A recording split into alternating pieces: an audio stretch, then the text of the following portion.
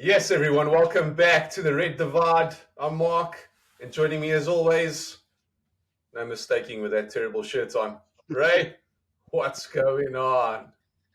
Marcus, I am grand, as they say in Ireland. Top of the pops. 11 points clear of the Premier League. Played one more game, but top of the pops. That's all I can say. How you doing? Yeah, geez, don't remind me. I think it's over. The league's done, in my opinion. Unfortunately, you filthy scousers have won it. Looks like you're going to make it 20-20 a piece, 20 to you, 20 to us. Now we're tied on league titles. What now? It doesn't look like United are anywhere near getting that 21st. So, yeah, I don't know. It's looking bleak. It's looking bleak. Don't remind me. Jeez. Well, it's ours to lose at the end of the day. You know, we got a little bit of a cushion, although we have played one game in hand. Or, sorry, we played one game more than everyone else. So, yeah, it's not over until it's over. It is ours to lose, and anything can happen in football, so I'm not going to get ahead of myself. But that 2020 titles for Liverpool and Man United, oh, that sounds so sweet. And you know what that means? Mark, you will be in a Liverpool shirt at the end of the season. That's going to be the highlight. Yeah, that's going to be a bet that I'll live to regret for the rest of my life. Let's hope we don't have any viewers for that podcast. Nobody sees Oh, it. I'm sure we're going to break numbers on that episode. Oh, geez, yeah. Let's not even talk about that. But anyway, let's talk about the games. You guys played, I guess, your game in hand first. Villa and what's it? Villa 2, Liverpool 2. Yeah, Villa 2, Liverpool 2. Very interesting game. I Was. think it was probably a fair result. Although Slot, I saw he changed his tactics. He didn't play with a striker. He played with Soboslai as a false nine, and he played more in the midfield. Villa were dangerous. They kept on winning the first ball. First half, we were brilliant. Second half, they probably deserved a little bit more out of the game. But my eyes lit up. It was 2-2. Soboslai gets the ball, slots it across the face of the goal, and old Darwin Nunez, that fucking Massa Puss, missed again. Man, I was raging, absolutely raging.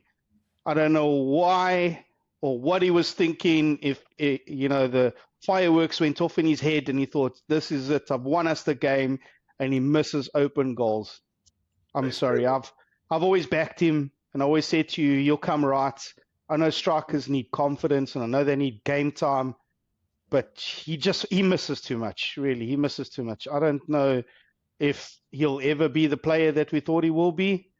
I know he's dangerous in a lot of situations. He gets into dangerous positions, but his finishing,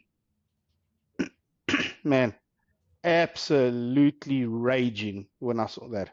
Shocker. An absolute shocker. But he's been known for his shocking finishes, and that's unfortunate. Seen him score a couple of crackers. Newcastle comes to mind, but in general, man, that dude, he misses. He's got a bit of that Torres curse when Torres went to Chelsea, and he missed some absolute sitters. Yeah, Darwin, wow. You sent me that clip. What are these top 10 misses? Wow, some of those are atrocious. Absolutely atrocious. Open goals. Puts it wide or hits the post. It's a bust. Now you must know how upset I was if I was sharing that type of video clips Wow. with you. Yeah, I know. It was shocking. And I The was quite thing is, happy because, the 2-2 meant, sweet, you dropped 2 points. I was hoping then that Forest are finally going to wake up here because we all know that Arsenal were going to bottle it no matter what. And truth be told, they went and did that, lost to the Hammers. Um, yeah, I know Arsenal, man. You got to feel sorry for them. They strive to compete every year. They just want to compete. They don't want to win anything. They just want to be in the mix. So yeah, we're going to win it, and then ultimately fail as usual. So yeah, they're hilarious. But Forest, man, I don't know what's going on with them. They were losing. They were down, I think 3-0 or 3-1 at one stage. Then it was 4, and they started coming back, but too little, too late. 4-3. They lost to Newcastle, who great team, good team. But yeah, it looks like both Forest, Arsenal, everybody's faded away. and it's unfortunately Liverpool's title. Wow, can you believe it? Uh, Look, like I said, it's not over until it's over. I just wanted to say something going back about Darwin. Like, I was pissed off with the miss, but his demeanor after the miss, the Liverpool fans love him. They're always chanting his name because of his work rate. But he put his head down. He wasn't doing his job. He wasn't fighting back. He wasn't defending. He wasn't getting into the positions. Mm. So I think that made me even more mad. Um, but yeah, look, that's water on a duck's back. We'll move on from that. Hopefully, the boy can get his head together and try and find his scoring boots. Maybe he can use the same boots that he used to wear at Benfica when he's scoring goals. But yeah, we'll put that behind us. But yeah, talking about Arsenal, shout out to Dims, my buddy, talking a big game on the fantasy group. What was the poll? Can Liverpool be 2 points clear by the end of this game week? My man, you shooting blanks here. You guys still had to beat West Ham, and Liverpool had to lose against City for that to happen. Come out the cave. We've been looking for you for a couple of days. Hey, don't forget Jose. Him and Jose both went quiet, disappeared. Don't know what happened to them. They were talking a lot as if Arsenal were going to go and win the league like they do every single season, and then just disappeared out of the fantasy group. Not seen since then. But we're accustomed to these Arsenal tactics by now. You know how it goes. When they're winning or other teams are losing, they're loud and about. But when things aren't going their way, they hibernate. Yeah, they disappear. Even when they concede a goal, they're quiet. All of a sudden, they score, equalize. Hey, there they are in the fantasy group talking a lot. Unbelievable. But yeah, and then, of course, the final nail in the coffin for me was you guys beating City. That told me it's done. No one's gonna stop you. Nothing's gonna happen. Unfortunately, every single team in the league's worst nightmare, Liverpool, are gonna raise that trophy this season. Unfortunately, nobody Ah, wants. it's not unfortunately. Obviously every Liverpool fan is happy, and I will be extremely happy to see you in a Liverpool shirt. But yeah, tough game. I'll tell you what, City, now they went through a very bad dip in form. They had a lot of players that have been injured. But to be fair to them, they were really good yesterday. I think they created, I won't say a lot of clear-cut chances, but they certainly had more ball possession. Jeremy Doku absolutely murdered Trent Alexander the whole day. I actually felt sorry for Trent. Doku, he was just so good on the ball. He was twisting and turning, and you know what? Trent couldn't even deal with him, and he kept on getting down the byline and putting the crosses in. And if it wasn't for big Ibu, being in the position and like blocking all the time, probably be a different result. But yeah, Mo Salah, the Egyptian king, scoring and assisting again, winning the game 2-0. I think great selection of tactics from Slot. Again, not going with the striker, playing with the five midfielders. Again, Soboslai being a false nine. I think it worked well, and well-deserved 3 points. Yeah, look, Salah having an absolute cracking season. Cracker. Cannot wait for him to leave you guys into the season so that you guys can suffer. Just needs to go now. Just be nice if they could sign him early and he could just leave now. Just cheers. Go. But you guys have got huge boots to fill when that man decides it's time. And hopefully, if all goes to plan, then that is now end of the season. But yeah, that was the final nail in the coffin. I think you guys beating City, that was the end of it. I don't see you have actually decent run now. You've played your hard games. You have quite a decent run. You just have Arsenal left, which will be a walk in the park, I think, for you guys. So yeah, it looks like it's gonna be our worst nightmare. Liverpool winning the league.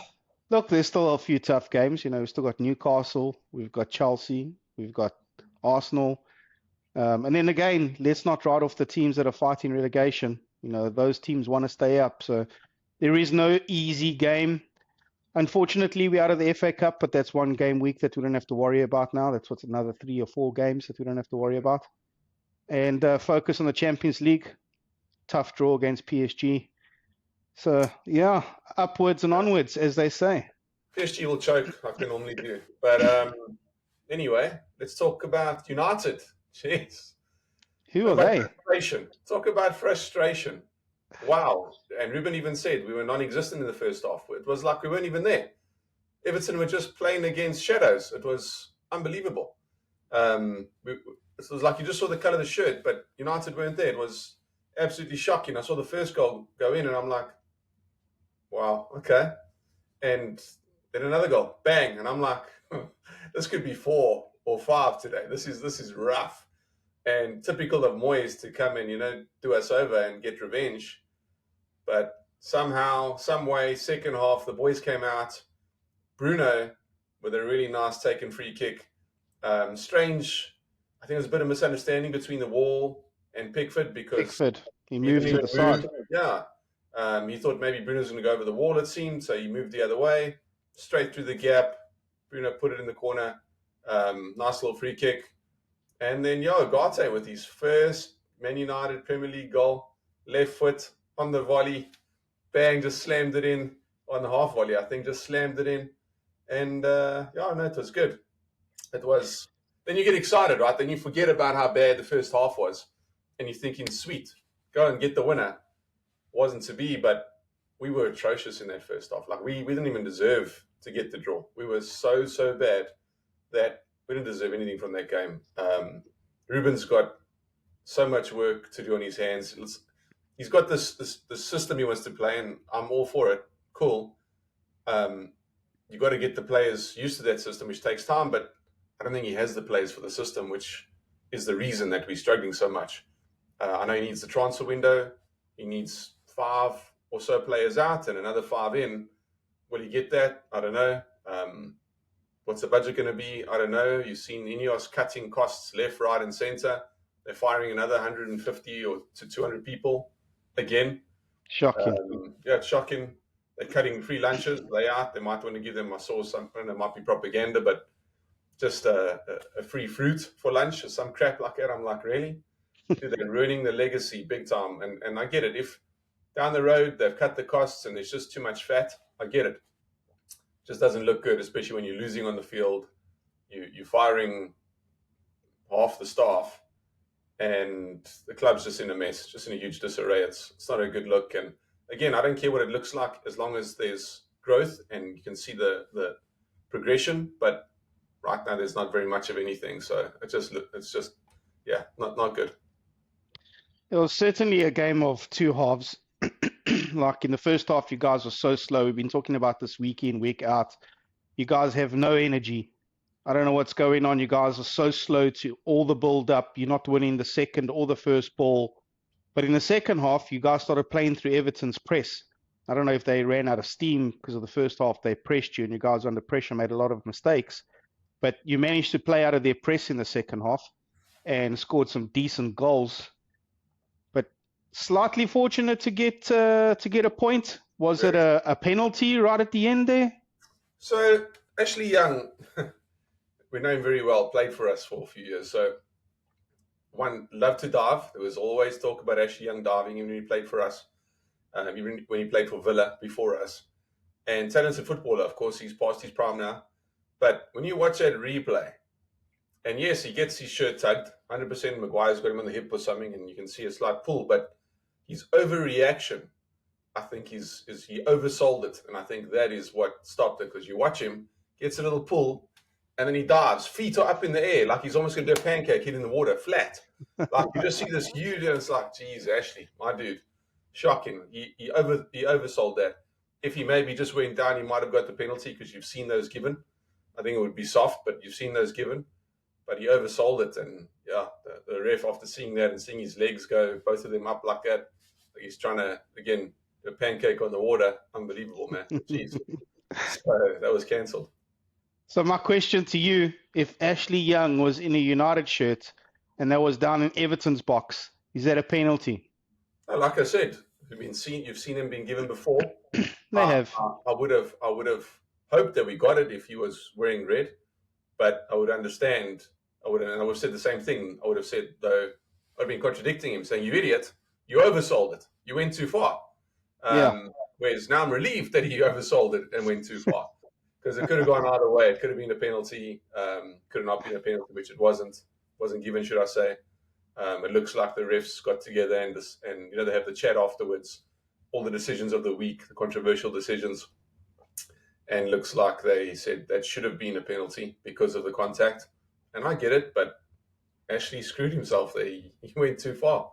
He oversold it and got taken away.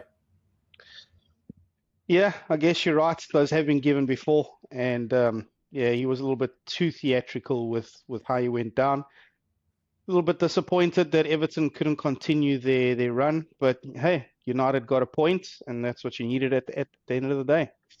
Needed 3, but we'll take the 1. We need 10. Listen to this. Man United need 10 more points To not get relegated. to historically avoid relegation, which was 40 points, right? So Yeah. we're on 30, 10 to go. Can't believe I'm talking like this. Unbelievable to say things like that, but here's what it is. That's where we are. Wow. United have 30 points. 30 points. Jeez, Liverpool's got. If you half Liverpool's points, we still have one more than you. Yeah. 61 to 30. That is shocking. Wow. I didn't realize it was that bad. Well, then again, you guys are 15th in the Premier League. You guys have, absolutely murdered yourselves and lived up to your expectations this season. And may it continue. Yeah. Enough of that. Anyway, thanks for joining us. We'll see you guys later. Enough of this United. What are we talking about? Wow, we're suffering so bad. Enough. Yeah, we'll catch you in the next episode, everyone. Liverpool's first. United is 15th. Peace. See ya.